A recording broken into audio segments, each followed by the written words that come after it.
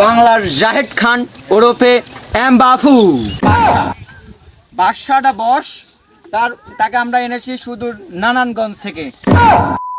দর্শক মন্ডলী, আমরা আজকে আবার চলে এসেছি ভাই ব্রাদার্সের পক্ষ থেকে WWE নিয়ে। আপনারা আজকে দেখতে পাচ্ছেন যে আমাদের অনেক ব্যয়বহুল একটা স্টেজ, যেখানে হচ্ছে সোনার তৈরি হচ্ছে, বারগুলো আছে, তারপরে এগুলো হচ্ছে খুবই তামার তৈরি। আর সঙ্গে দেখা যাচ্ছে যে পানি, এগুলো শুধু পানি না, এগুলো হচ্ছে খুবই মহামূল্যবান পানি, যেগুলো হচ্ছে মুকেশ আম্বানি তার স্ত্রী সহ পান করে। এখন আমরা দেখাতে যাচ্ছি যে আমাদের এই স্টেজে কারা কারা পারফর্ম করবে। যারা যারা পারফর্ম করবে তারা হলেন, আপনারা এখনই তাদের চেহারাগুলো একটু দেখে নিন। এখন আমরা আসছি তাদের পরিচয় পর্বে। তার আগে আপনাদের বলে নিই, আমাদের পিছনে কিন্তু অনেক কোটি কোটি লক্ষ লক্ষ দর্শক, তারা কিন্তু অনেক দূর দূরান্ত থেকে এসেছে আমাদের এই ডাব্লিউডাব্লিউ খেলা দেখতে। এখন তাদের বিশেষ আকর্ষণগুলো দেখানো হচ্ছে। এটা হচ্ছে আমাদের জাপানি সিয়াম, দূর হচ্ছে জাপান থেকে এনেছি। শুধু জাপান থেকেই নয়, সেই জাপানের লক্ষ লক্ষ কোটি কোটি মানুষের মধ্যে থেকে তাকে বাছাই করে এনেছি। তার এই যে মার্শাল দেখছেন, তাদের ফিটনেস দেখছেন, তার তাকানো স্টাইল কিন্তু একদমই জাপানি স্টাইলে।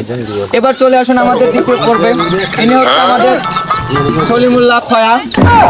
মানে খয়া না বললেই না, খয়া বলার অনেক কারণ আছে, যেগুলো আপনারা তার পারফর্মে বুঝতে পারবেন। পারফর্ম বললে ভুল হবে, পারফর্ম।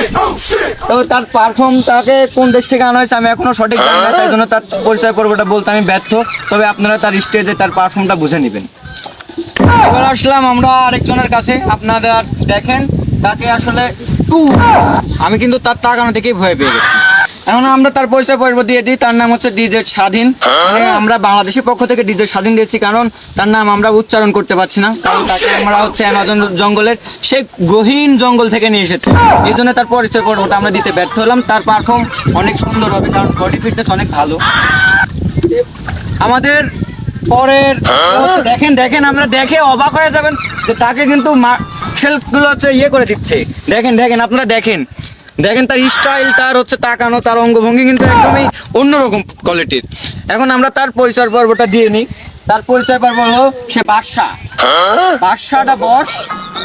তাকে আমরা এনেছি সুদূর নারায়ণগঞ্জ। আমরা তার স্টাইল দেখে কিন্তু খুবই মুগ্ধ। আমরা এবার চলে এসেছি তার চেহারা দেখে, তার নাম দেখে বলতে ভালো রাখে না যে সে একজন আমাদের গ্রাম অঞ্চলের, আমাদের এই ডুমরায়ের হচ্ছে হিরো আলম। তার চেহারাটা কিন্তু একদম হিরো আলম ভাব।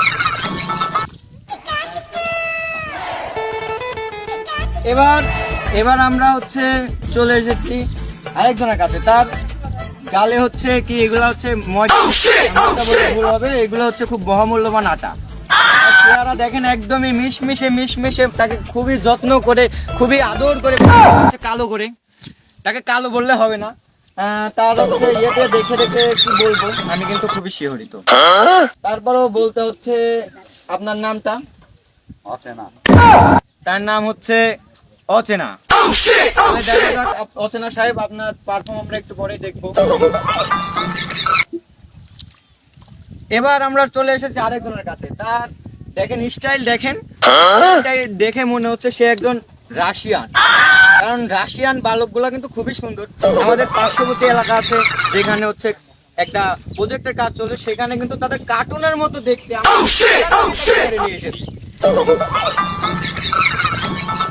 এবার আমরা চলে এসেছি আমাদের বাংলার জাহেদ খান এম বাফু। দেখেন তার চুলের স্টাইল, তার হচ্ছে এই স্টাইল মিস্টাইল সবই কিন্তু এম বাফু, কিন্তু আমরা তাকে বলা হয় বাংলা জাহেদ খান। সুপ্রিয় দর্শক মন্ডলী, এবার আমরা চলে যাবো আমাদের পারফর্মে। ওই যে আমাদের স্টেজ কিন্তু এখনো খাখা করছে, চলে আসুন আমাদের স্টেজে। প্রিয় দর্শক মন্ডলী, no delay, gentlemen, I am coming to stage. This demo is Narayanganj to Badsha.